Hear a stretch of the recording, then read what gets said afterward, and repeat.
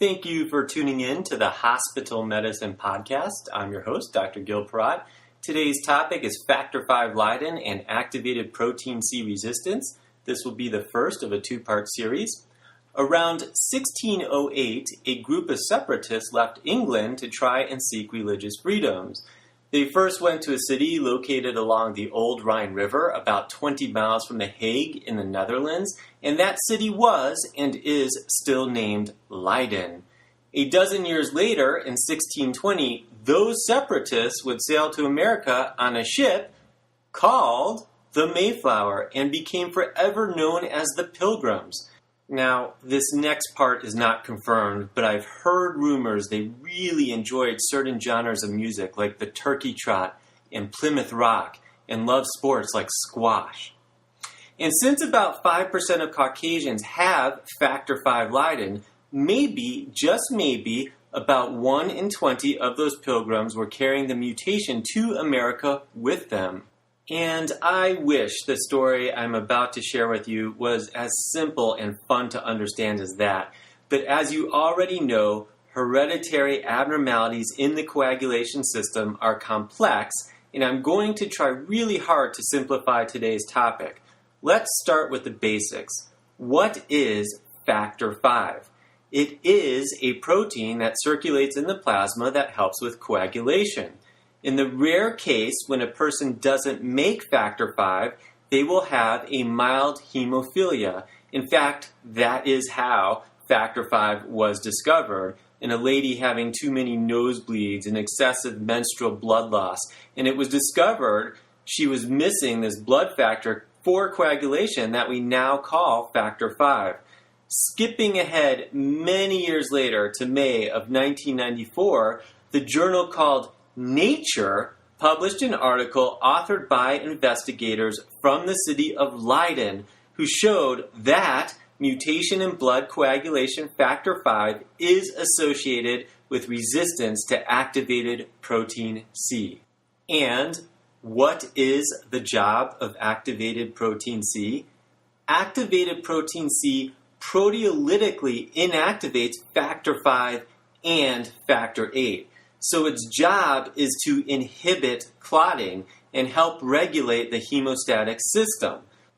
When you start clotting, which is obviously an essential function in bleeding situations, you have to stop the clotting process at some point because too much clotting is as bad as too much bleeding. Therefore, protein C downregulates the coagulation going on in the body. If you don't have protein C, wow, got some thunder there. If you don't have protein C, which we also see as physicians and call that problem protein C deficiency, you are missing a natural anticoagulant and will be prone to blood clots in veins. Now, as mentioned, activated protein C inactivates factor V, and it does that by making 3 cleavages, meaning it destroys factor V protein at 3 different spots. One of those spots it does that is at the 506th amino acid position in the factor V protein. At that spot, an arginine exists in normal factor V. Let's say that arginine didn't exist at the 506th position and the amino acid glutamine was instead at the 506th position when activated protein C comes to destroy it. You would have the Factor V Leiden mutation. Restating this essential point, activated protein C can't effectively destroy the Factor V protein when glutamine is substituted for arginine at the 506th position. That is why Factor V Leiden is also referred to by many as the Factor V 506 mutation or Factor V 506 mutation. Well, how do you get this Factor V Leiden mutation anyway? Blame mom or dad. It has an autosomal dominant inheritance. While I strongly agree with the author and chemist Orlando Batista that the best inheritance a parent can give his children is a few minutes of his time each day, It also helps to pass on some good genetics, but I suppose that's a bit more out of our control at this moment in history, if that seems likely to change in the future. You only need to get the gene from one parent to have heterozygosity for factor V Leiden. And this heterozygote state accounts for the overwhelming majority of the population that has the gene. In that case of heterozygosity, you have both normal factor V in your plasma, and also you will have the mutated factor V Leiden, and therefore you have some increased risk for venous thrombosis. However, if you should lose the genetic lottery and be unlucky enough that both parents gave you the factor V Leiden genes, then you have homozygosity and won't have any normal factor V.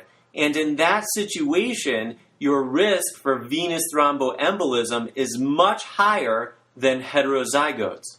And, of course, much higher than the general population that doesn't have any factor V Leiden genes.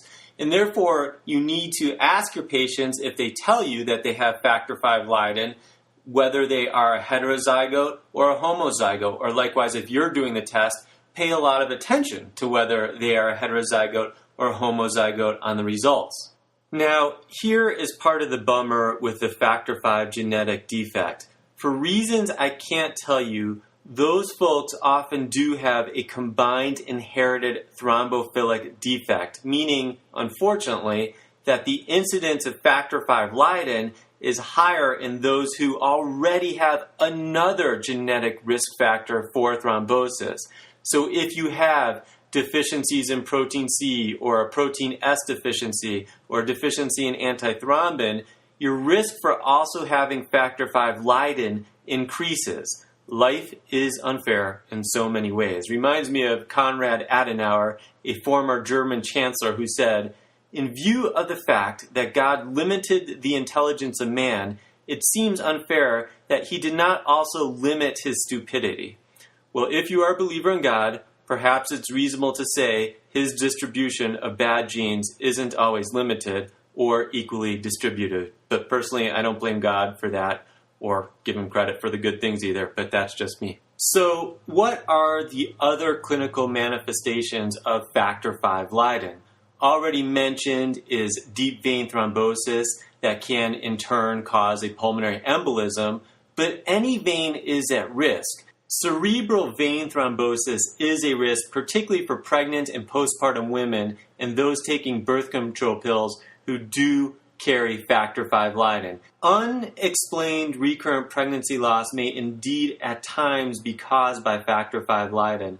A study looking at recurrent miscarriages published in the June 15, 1998 Annals of Internal Medicine found an association, and the authors noted that, and I'm quoting, "The cause of recurrent pregnancy loss is in most cases unknown, although hypercoagulability and placental infarction have been proposed as etiologic factors."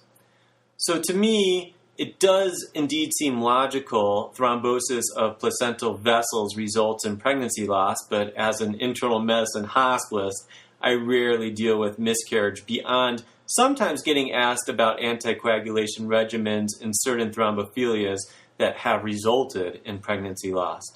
A question that sometimes arises is whether or not factor V Leiden increases arterial clot risk such as stroke or myocardial infarction. The answer is that it probably is not a big risk factor, or at least the data we have is not showing a strong association yet, but it may be a mild contributing factor when combined with other risks for stroke and heart attacks. Testing the large populations that have heart attacks and strokes seems like a big waste of money, since I don't think it will change the management of those populations at this moment in time. In part 2 of my discussion about factor V Leiden, I will come back and talk about how to handle the test results of factor V Leiden, both in the population that has had a clot and perhaps in family members that have not had a clot that got tested. Perhaps it's something you see on a patient's problem list when you admit them to the hospital and take a past medical history. And they may not be there for clotting issues, but you still have to take it into consideration of how you are going to treat that patient. And until then, this is Dr. Gil Parat signing off.